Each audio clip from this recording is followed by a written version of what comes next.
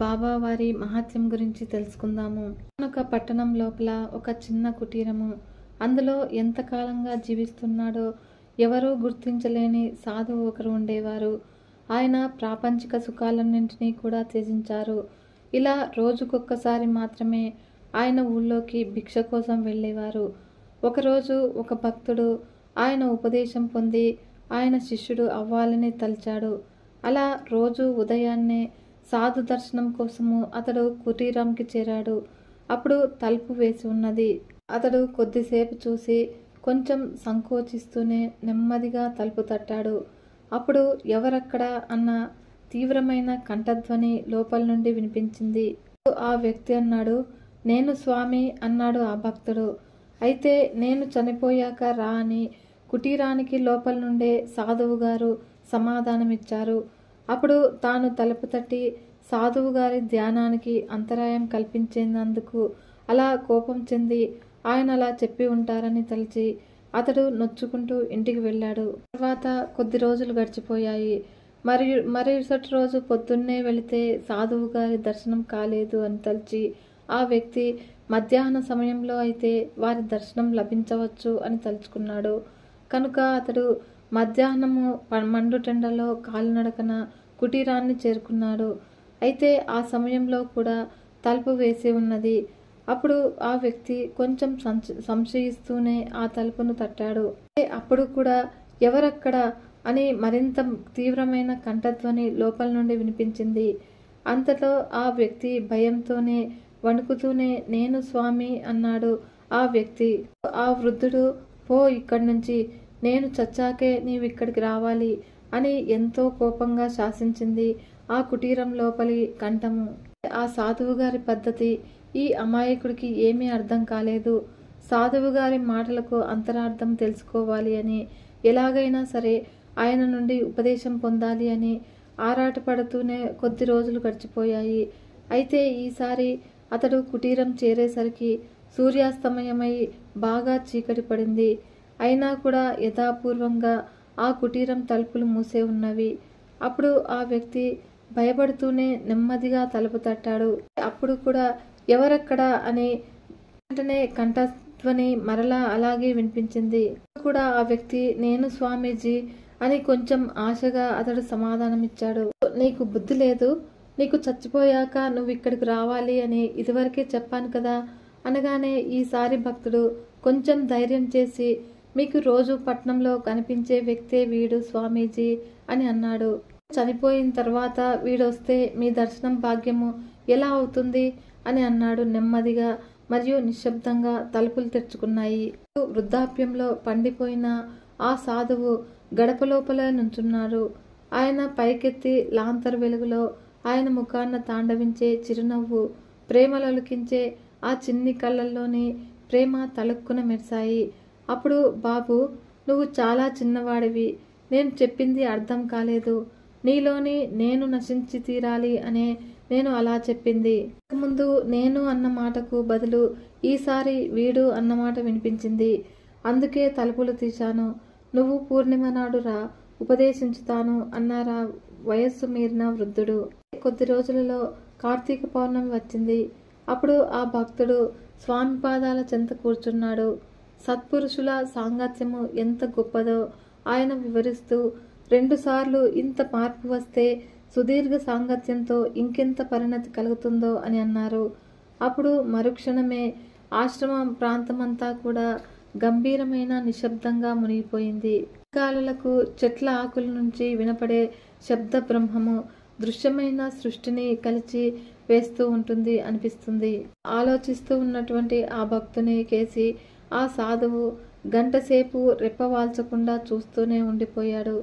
అలా ఆ శబ్ద బ్రహ్మాన్ని ఆయన తమ దృష్టి చేత అగస్త్య మహర్షి హోరున చెలరేగుతూ ఉన్నటువంటి సముద్రాన్నంతటినీ కూడా తాగేసినట్లు త్రాగేస్తున్నాడు అనిపించింది. ఓర్పుతో శ్రద్ధతో ఆశ్రయించిన సద్భక్తుడికి దృష్టి దీక్ష లభించింది. అంతటితో అతడిలోని వ్యక్తిత్వానికి నామరూపాలు లేకుండా పోయాయి. అంతటా నిండిన ఆకాశాన్ని, చుట్టూ ఉన్న ప్రపంచాన్ని తనలోనే చూసుకుంటూ దేహమనే గురుభక్తుని దేవాలయ అక్కడి నుంచి నడిచి వెళ్ళిపోయింది. కానీ గురు సాన్నిధ్యాన్ని విడిచిపోయిందా? సద్గురువుని కంటిపాపలలోని కాంతితో వెలిగే ఈ ప్రపంచాన్ని వదిలి ఎక్కడికైనా పోయింది, ఎక్కడికి పోగలదు? 2 సార్లు కొద్ది నిమిషాల పాటు ఈ ఉపదేశానికి వచ్చి వెళ్ళినంత మాత్రాన్నే నీలోని అహం పల్చబడి నేను అనే మాటకు బదులు వీడు అన్న మాట వచ్చింది. చూశావా? ఉపదేశం ఇవ్వకపోయినా కూడా సాధువులను సందర్శించాలి అన్న సత్సంకల్పం వల్లనే ఇంత మార్పు వస్తే సుదీర్ఘ సాంగత్యంతో ఇంకెంత పరిణతి కలుగుతుందో అని అన్నారు బాబావారు. అంతటా నిండిన ఆకాశాన్ని, చుట్టూ ఉన్న ప్రపంచాన్ని తనలోనే చూసుకుంటూ దేహమనే గురుభక్తుని దేవాలయం అక్కడి నుంచి నడిచి వెళ్ళిపోయింది. కానీ గురు సాన్నిధ్యాన్ని విడిచిపోయిందా? సద్గురువుని కంటిపాపలలోని కాంతితో వెలిగే ఈ ప్రపంచాన్ని వదిలి ఎక్కడికి పోతుంది, ఎక్కడికి పోగలదు?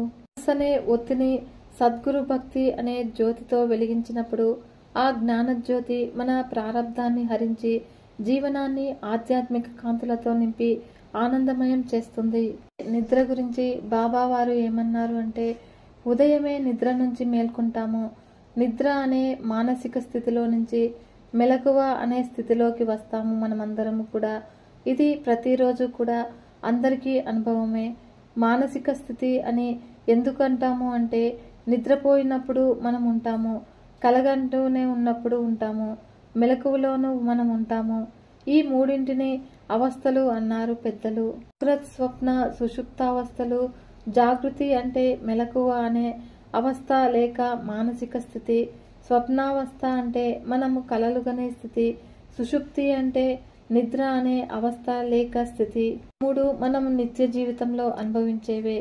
నిద్రావస్థలో మనస్సు మనలో లయమైపోతుంది అంటే మనస్సు, ఇంద్రియాలు రెండూ కూడా నిద్రిస్తూనే ఉంటాయి. అయితే స్వప్న స్థితిలో బాహ్యమైన ఇంద్రియాలు నిద్రిస్తూ ఉంటాయి, కానీ మనస్సు మాత్రము తన స్వకల్పిత లోకంలో మెలకుగానే ఉంటుంది. స్వప్నలోకంలోని సుఖదుఖాలను అనుభవిస్తూనే ఉంటుంది. జాగ్రత్త అవస్థలో ఇంద్రియాలు, మనస్సు కూడా మెలకువగా ఉంటాయి. ఇప్పుడు మనం అనుభవించే జీవితం అంతా కూడా మన మెలకువ అనే స్థితిలోని వాస్తవం మాత్రమే. అయితే దీని యొక్క ప్రభావాలు స్వప్న స్థితిలో ఉంటే ఉండవచ్చుగాక, కానీ స్వప్నావస్థకు సంబంధించిన వాస్తవాలు కావు. నిద్ర అనే స్థితిలో ఈ జీవితం ఉండదు. నిద్ర అనే స్థితికి ఇది అవాస్తవము, అప్రస్తుతం కూడా. ఎంత చిత్రము అంటే మెలకువ అనే స్థితి జీవితంలో ఒక భాగం మాత్రమే. అందులోని అంశాలే మన పట్ల మనకుండే అభిప్రాయము, అంతస్తు, హోదా, బంధుమిత్రులు, సుఖదుఖాలు, చదువు, పదవి మొదలైనవంటా కూడా మెలకువలోని సత్యాలే. మన ఇల్లు, వాకిలి అందులోని అంశమే మన ఇంట్లోని సాయి చిత్రపటము. అయితే సాయి గురించి తెలియడము, ఆయనను అనుసరించాలనుకోవడము మరియు ఆయనను నిరంతరము గుర్తుపెట్టుకోవాలని అనుకోవడము, అందుకు ఆలంబనగా మన ఇంట్లో సాయిబాబా వారి చిత్రపటము పూజల్లో పెట్టుకోవడము ఈ మెలకువ అనే స్థితిలోకి అంశాలే. ఈ అన్నింటికంటే అద్భుతమైన విషయం ఒకటి ఉంది, అదే శ్రీ సాయి.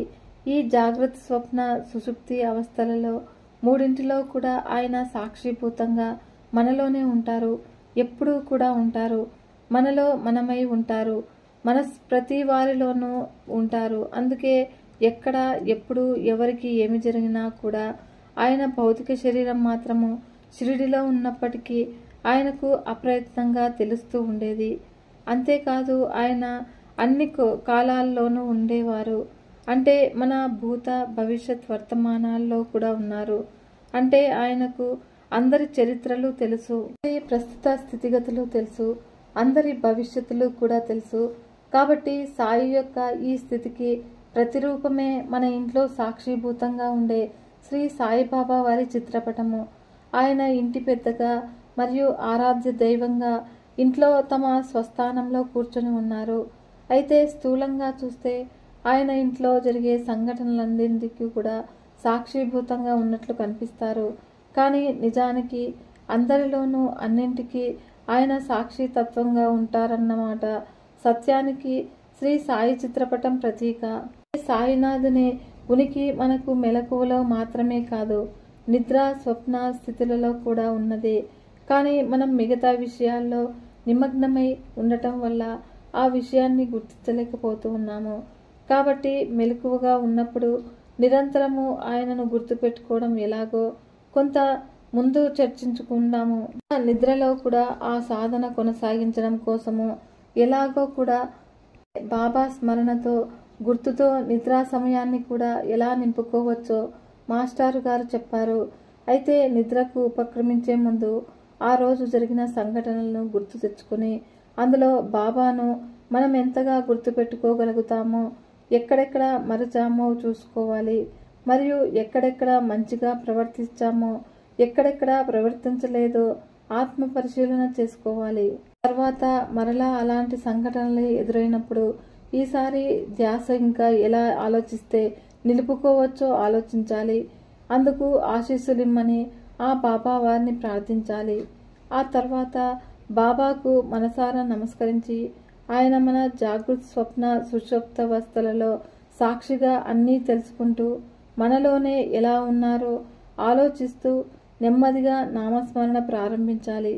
మనసులో నామము ఉచ్చరిస్తూ అది ఎక్కడి నుంచి పుడుతుందో, ఎక్కడ లయిస్తుందో గమనిస్తూ దాని ప్రభావం ఉండేదాకా ఆగి మరలా నామస్మరణ చేయాలి. అలా చేస్తూ మనకు తెలియకనే నిద్రలోకి జారుకుంటాము. కానీ మనసు తెలియకుండానే మనసులోని లోపలి పొరలలో నామం కొనసాగుతూనే ఉంటుంది. మనము ఉదయం నిద్ర లేవగానే అదే నామము అప్రయత్నంగా కొనసాగుతుంది. అంటే మనం ప్రయత్నించకుండానే మనస్సు ఆ నామాన్ని ఉచ్చరించడము ఉదయాన్నే నిద్ర లేవగానే గుర్తించవచ్చును. అయితే మనం చేసిన పద్ధతి సరైనది అనడానికి గుర్తు అప్పుడు నిద్రా సమయం అంతా కూడా నామస్మరణలో గడిపిన ఫలితం మనకు సులభమవుతుంది. రోజు కూడా చేస్తూ ఉంటే రాత్రి పగలు ఖాళీ సమయాల్లో లేదా మనసులో సంబంధం లేకుండా యాంత్రికంగా చేసే అప్పుడు అప్రయత్నంగా మనలో నామస్మరణ జరిగిపోతూనే ఉంటుంది. సాధన అంతవరకు కూడా అంతకంతకు తేలికైపోతుంది. అలా నిద్రను కూడా మనం సద్వినియోగం చేసుకోవచ్చును. నిద్ర అనే స్థితిలో ఈ జీవితం ఉండదు. నిద్ర అనే స్థితికి ఇది అవాస్తవము, అప్రస్తుతం కూడా. ఎంత చిత్రము అంటే మెలకువ అనే స్థితి జీవితంలో ఒక భాగం మాత్రమే. అందులోని అంశాలే మన పట్ల మనకుండే అభిప్రాయము, అంతస్తు, హోదా, బంధుమిత్రులు, సుఖదుఖాలు, చదువు, పదవి మొదలైనవన్నీ కూడా. రాత్రి సమయాల్లో దాదాజీ నర్మదా నీటితో ఇసుకను కలిపి తమ ప్రార్థనా బలంతో దానిని హల్వాగా మార్చి నిద్రించే అందరి సాధువుల పక్కన కూడా కొంచెం కొంచెం ఉంచేవారు. ఒకరోజు కృష్ణానందుల వారు కొన్ని వేల మంది భక్తులు చూస్తూ ఉండగానే నర్మదా నదిలో ఇసుకను కొంత తీసుకుని తన మహిమతో బంగారంగా మార్చి అతనికిచ్చారు. వారు అలా మందికి అవసరమైన సమయంలో తమ యోగ శక్తితో వస్తువులు సృష్టించి వారిని ఆదుకున్నారు. వారు అంధులకు దృష్టినిచ్చి, గొడ్రాళ్లకు సంతానం ప్రసాదించి, కుంటివారిని నడిపించి ఆశీర్వదించారు. అలా అందరి ఎదుట అన్ని తీపి వస్తువులుగా మార్చి పంచేవారు. వారు రొట్టె ముక్క వేస్తే చాలు ఎండిన బావులు కూడా నీటితో నిండేవి. ఒక రోజున కోపర్గాంలో పోలీసు సిఐగా గోపాలరావు గుండ్ అనే అతను పనిచేస్తూ ఉన్నాడు. అతనికి బాబా అంటే వల్లమాలిన భక్తి విశ్వాసాలు కూడా. అతనికి 3 భార్యలున్నా కూడా సంతాన భాగ్యం మాత్రము ఎవరి వల్ల కలగలేదు. అప్పుడు చివరికి అతనికి బాబా అనుగ్రహం కలిగాకే ఒక కుమారుడు కలిగాడు వారికి. అందువలన షిరిడీలో అతను మహోత్సవము చేయాలి అని అనుకున్నాడు. అప్పుడు మాధవరావు దేశపాండే అనువారు సాయి భక్తులు వారితో చెప్పగా వారెంతో ఆనందించారు. అప్పుడు బాబాకి ఈ విషయం విన్నవించి ఆశీస్సులు పొందారు. అప్పుడు 1897లో బాబా వారి ఆశీస్సులను దరఖాస్తుతో వెళ్లి జిల్లా కలెక్టర్ గారి అనుమతిని అందుకొని అనంతరము సరిగ్గా శ్రీరామనవమి నాటికి ఉరుసు ఉత్సవము జరుపుతాము అన్న బాబావారి ఆజ్ఞతో ఆ దినము నాటికి అన్ని ఏర్పాట్లు ప్రారంభించారు. అలా ఉత్సవము ప్రారంభం జరుగుతుంది అంటే అందరికీ ఆనందమే. నీటి సదుపాయం లేదు. ఒక నుయ్యి ఎండిపోగా మరో నుయ్యి నీరు ఉప్పు నీరు. అలా భక్తుల నుంచి సమస్యను విన్న సాయి ఉప్పునీటి బావిలో పూలు వేసి తన మహిమతో ఆ నీటిని తీపి నీటిగా మార్చి మంచినీటిగా మార్చారు. కూడా ఉత్సవానికి నీరు సరిపోకపోతే తాత్యాపాటిలు దూరం నుండి నీటిని తెప్పించే ఏర్పాట్లు కూడా చేయించాడు. అప్పుడు గోపాలరావు గుండుకు అహ్మదాబాదు నగరవాసి అన్నా కాసార్కు స్నేహం ఏర్పడింది. ఈ కాసార్కు అహ్మదు నగరవాసి తెలియజేయక ఆశీస్సులియ్యక అన్నా కాసార్కు పుత్రుడు పుట్టాడు. అందువలన అతడు ఒక జెండా తయారు చేయించాడు. దాదాసాహెబ్ నిమోన్కర్ అలాగే వాటికి కట్టారు. అప్పుడు బాబా తన ఉన్నటువంటి మసీదుకి ద్వారకామాయి అంటూ నామకరణం చేశారు. బాబా వారి ఆశీర్వాద అనుమతులతో శ్రీరామనవమి ఉరుసు మహోత్సవాలు ఆనందంగా జరపసాగారు. అమీరు షక్కర్ దిలాల్ అను భక్తులు అదే సమయంలో చందన మహోత్సవంను ఆరంభించారు. ఇది ఫకీరుల కొరకే గొప్ప గొప్ప మహమ్మదీయులే చేసేవారు. పెద్ద పళ్ళెంలో చందనపు ముద్ద నుంచి శిరమున నుంచుకొని సాంబ్రాణి ధూపమును నలువైపులా కూడా గుప్పిస్తూ మంగళవాద్య ఘోషతో ఈ మహోత్సవాన్ని చేస్తారు. ముందుగా గ్రామమంతా కూడా తిరిగి ఆ తర్వాత మసీదుకు వచ్చి చందనాన్ని 4 గోడలకు గల గూటికి అందంగాను ఉంటారు. అలా అమీర్ షక్కర్ స్వయంగా 3 సంవత్సరాల పాటు ఆ ఉత్సవం బాధ్యతగా నిర్వహించాడు. ఆ తర్వాత అతని అర్ధాంగి చేసింది. ఈ ఉత్సవంలో గల ప్రత్యేకత ఏమిటి అంటే పగలు హిందువులు జెండా పండుగ, రాత్రి మహమ్మదీయులు చందనోత్సవం చేస్తారు. అలా చాలా ముచ్చటగా అనిపిస్తూ ఉంటుంది. అలా చేసే వాళ్లకు బాబా వారు జరిపించే ఈ ఉత్సవంలో పరమార్థం కూడా ఉంది. రామ్ రహీం ఏక్ హై అని హిందూ మహమ్మదీయులకు తెలియజేయాలన్నదే బాబా వారి ఆంతర్యము. షిరిడీలో శ్రీరామనవమి ఉత్సవము అన్ని ఉత్సవాల కన్నా కూడా ఎక్కువ ఉత్సాహంగా జరుగుతుంది. ఈ ఉత్సవానికి తమ పవిత్ర హృదయ పుష్పాలను అర్పిస్తూ వేల సంఖ్యలో భక్తులు పాల్గొంటారు. హిందూ మహమ్మదీయులు కలిసి ఆనందంగా జరుపుకునే పండుగ ఇది. ఇంటి కార్యక్రమాలు రాధాకృష్ణమాయి చూసుకునగా బయటి కార్యక్రమాలు తాత్యా కోటిపాటలు బాబా నామ జపము గావిస్తూ భక్తిపూర్వకంగా నిర్వహించేవారు. ఆమె గృహమంతా కూడా భక్తుల సందోహంతో నిండిపోయి ఉంటుంది. అయితే ఆ రోజు బాబావారు చావడిలో పడుకున్నప్పుడు ఆమె మసీదు గోడలంతటికీ కూడా సున్నమ్ము వేసి పరిశుభ్రంగా చేయించేది. బాబాకు పేదలకు అన్నదానము చేయడం అంటే చాలా ప్రీతి. అందుకే రాధాకృష్ణమాయి ఉత్సవము రోజున రకరకాల భోజన పదార్థాలు మిఠాయిలు వండించి చేయించేది. అప్పుడు బాబావారు తలపెట్టిన ఈ ఉత్సవంలో బీద పేద ధనిక అంతా కూడా కలిసి పనిచేస్తూ ఉత్సాహంగా కార్యక్రమాన్ని విజయవంతంగా గావించేవారు. శ్రీరామనవమి ఉరుసు ఉత్సవాలు 1897 నుంచి 1911 వరకు భక్తిపూర్వకంగా జరుగుతూ ఉండేవి. శ్రీ సాయినాథ సగుణోపాసన అనే గ్రంథమును భక్తిపూర్వకముతో కృష్ణారావు జోగేశ్వర భీష్మ అనే అతడు రచించాడు. దాదాసాహెబ్ కాపర్దేతో ఇతడు శ్రీరామనవమి ఉత్సవం చూడటానికి వచ్చి చూసి ఆనందించి కాకా మనము శ్రీరామనవమి ఉరుసు ఉత్సవాలతో పాటు శ్రీరామ జన్మదినమును కూడా జరిపితే బాగుంటుందేమో కదా అని అన్నాడు. ఈ కాకాజని రాధాకృష్ణమాయి ఆనందించి బాబావారికి ఈ విషయాన్ని విన్నవించారు. అప్పుడు బాబావారు కూడా అనుమతినిచ్చారు. భక్తులు మసీదును చక్కగా అలంకరించగా రాధాకృష్ణమాయి ఉరుసులను ఇచ్చింది. రాధాకృష్ణమాయి ఊయలలను కూడా ఇచ్చింది. ఊయలలను బాబావారి ఆసనానికి ముందరగా కట్టారు. లెండివనం నుంచి బయలుదేరి బాబావారు మసీదుకు వచ్చారు. అలా బాబావారి ఆశీర్వాదంతో మహాజని మసీదు గోడలను ఆనుకొని ఉన్న గూడులో నుంచి పూలదండలను 2 తెచ్చి భీష్మకంఠమున అలంకరించాడు. భక్తులందరూ కూడా బుక్కాలు జల్లుకోవడం ఆరంభించాడు. అది వచ్చి బాబా కంట్లో పడింది. ఇప్పుడు బాబా కోపంగా అరిచారు. అయితే అది చూసి భయపడిన కొందరు భక్తులు పారిపోయారు.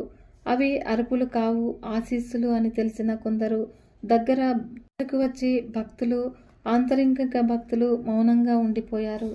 సాయినాథుడే సాయిరాము, సాయి రాముడు, అందువలన సాయిరాముని జన్మదినమనే అని అందరూ కూడా ఆనందంగా భావించారు. ఏదైనా ఒక కొత్త ఉత్సవము షిరిడీలో ప్రారంభిస్తున్నారు అంటే చాలు బాబాకి అలా కోపగించుకోవడం పరిపాటే. తర్వాత శాంతించి భక్తులను చేరదీస్తూ ఉంటారు. అప్పుడు అదే విధంగా జరిగింది. అప్పుడు భక్తులందరూ కూడా చుట్టూరా వచ్చి కూర్చున్నారు. అలా హారతితో ఆనాటి పూజ ముగిసింది. ఆ తర్వాత మహాజని ఊయలని చూడ బాబావారు వారించి ఊయల అక్కడే ఉంచమన్నారు. దాంతో ఇంకా పని ఉందన్నారు. అదేవిధంగా ఆ ఊయల నుంచే కృష్ణ జయంతి జరిపించారు. 1913 నుంచి చాలా ఎక్కువగా భక్తులు పాల్గొని బాబావారి దివ్య ఆశీస్సులతో శ్రీరామనవమి మహోత్సవాలు చాలా ఘనంగా నిర్వహించేవారు. అప్పుడు రాధామాయి నామ సంకీర్తన సప్తాహము చేయించేది. బాబాకి కథకులు దొరుకుట ఆ సమయంలో చాలా కష్టమయ్యేది. అయితే కారణం ఏమిటి అంటే అన్ని చోట్ల అదే రోజున శ్రీరామనవమి మహాపండుగ జరపటము. తుకారాము బాలబువ మాలి అనే అతన్ని మహాజని షిరిడీకి తీసుకువచ్చాడు. అతడు మంచి సంకీర్తనాచార్యుడు. 1914లో అతడే శ్రీరామనవమి రోజున హరికథను గావించాడు. శ్రీరామనవమికి హరికథ చెప్పమని దాసగను మహారాజుకు బాబావారు అప్పగించారు. అప్పుడు హరిదాసు కూడా మహోత్సవాల్లో రోజుకొక కొత్త కథని హరికథగా వినిపిస్తూ బాబాని ఆనందింపచేసేవాడు. అయితే అనంతరము అతనికి సన్మానం చేయించే భక్తులచే సన్మానం జరిపించబడేది. ఉత్సవాల హోరుతో షిరిడీ గ్రామం అంతా కూడా బాగా అభివృద్ధి చెందింది. పేద ప్రజలకు సంతృప్తికరంగా అన్నదాన సమారాధన జరిగేది. అలా రాధాకృష్ణమాయి పవిత్ర హృదయ భక్తి భావాలకు, ప్రేమాభిమానాలకు, ఆదరణకు గుర్తుగా షిరిడీ ఒక పెద్ద సంస్థానమైంది. బాబావారి ఆశీస్సులు, దీవెనలు, కరుణా కటాక్షములు కుప్పలు తెప్పలుగా షిరిడీలో కురియటం వలన గుర్రము, రథము, పల్లకి, ఊయల, పాత్రలు, వెండి, బంగారు సామానులు ఇలా అనేకమైనవి భక్తులు ఉత్సవాల సందర్భంలో సమర్పించడం జరిగింది. అయితే ఉత్సవాల వేళలో ఏనుగులు కూడా వచ్చేవి. సుమారు 1,00,000 మంది భక్తులు బాబావారి దివ్యశక్తి మహిమలతో ఈ ఉత్సవాల్లో భక్తి శ్రద్ధలతో పాల్గొనేవారు. మసీదులో మరమ్మతులు గావించి కొత్తదనంగా తయారు చేయాలని ఉరుసు ఉత్సవాలు జరిపిన గోపాలరావు గుండునకు ఆలోచన వచ్చింది. అలా అందుకుగాను రాళ్లను తెప్పించి పలుకలుగా తయారు చేయించాడు. తర్వాత బాబావారి అనుమతి అతనికి దొరకలేదు. మహల్సాపతి బాబావారిని బ్రతిమాలి ఎట్టకేలకు ఒప్పించాడు. బాబాకి ఇబ్బంది కలగకుండేందుకై బాబా చావడిలో పడుకున్న ఒక్క రాత్రికే మసీదులో ఉన్నటువంటి గచ్చుకు పలకరాళ్లు పరిపించారు. అప్పట్నుంచి బాబాకి కూర్చునడానికి ఒక పరుపుని సిద్ధం చేశారు కూడా. 1911లో అతడు మండప నిర్మాణపు పనులు బాబావారి సమ్మతి అడగకుండా కూడా చేయించాడు. అయితే మసీదు ముందుగల కొద్దిపాటి స్థలాన్ని విశాలముగా చేయించి ఇనుప స్తంభాలను చాలా ధనం వెచ్చించి మరీ వేయించసాగాడు. అయితే అది చూసిన బాబావారు మండిపడి తో కలిగిన వారే ఒక చేత్తో అది పీకి పారేస్తూ మరో చేత్తో తాత్యాపాటలు కంఠాన్ని పట్టుకున్నారు. అప్పుడు బాబావారి కళ్ళు చింత నిప్పులుగా మారాయి. పాటీలు పాగాను లాగి పారేస్తూ నిప్పంటించి కాల్చారు. బాబాను చూసిన అచ్చటి భక్తులందరూ కూడా గడగడా వణికిపోతూ భయభ్రాంతులయ్యారు. అయితే తాత్యా కంఠాన్ని బాబా చేతి నుంచి విడిపించడానికి ఎవరూ సాహసం చేయలేకపోయారు. పైత్యరోగి అయినటువంటి బాగోజీ వచ్చి బాబాను ధైర్యంగా పక్కకు నెట్టాడు. అప్పుడు అతడు మహాభక్తుడు మాధవరావు అదే సమయంలో ముందుకు రాగా బాబావారు అతన్ని రాయితో కొట్టారు. అలా చాలాసేపటికి గాని బాబావారు శాంతించలేదు. జరీపాగానుకొని స్వయంగా తాత్యా తలకు తొడిగారు. ఈ వింత చర్యకు అందరూ కూడా ఆశ్చర్యచకితులయ్యారు. అతి కోపము, అతి శాంతము ఇవి బాబావారి దివ్య గుణాలు. వాటిలోని అంతరార్థము బాబావారికే తెలుసు. విన్నారు కదా ఫ్రెండ్స్, ఈ వీడియో మీకు నచ్చినట్లయితే ఒక చిన్న లైక్ చేసి మన ఛానల్ని ఇంతవరకు సబ్స్క్రైబ్ చేసుకోకుంటే సబ్స్క్రైబ్ చేసుకొని సపోర్ట్ ఇవ్వండి ఫ్రెండ్స్. మరొక మంచి వీడియోతో మీ ముందుకు వస్తాను. అంతవరకు సెలవు. నమస్కారం.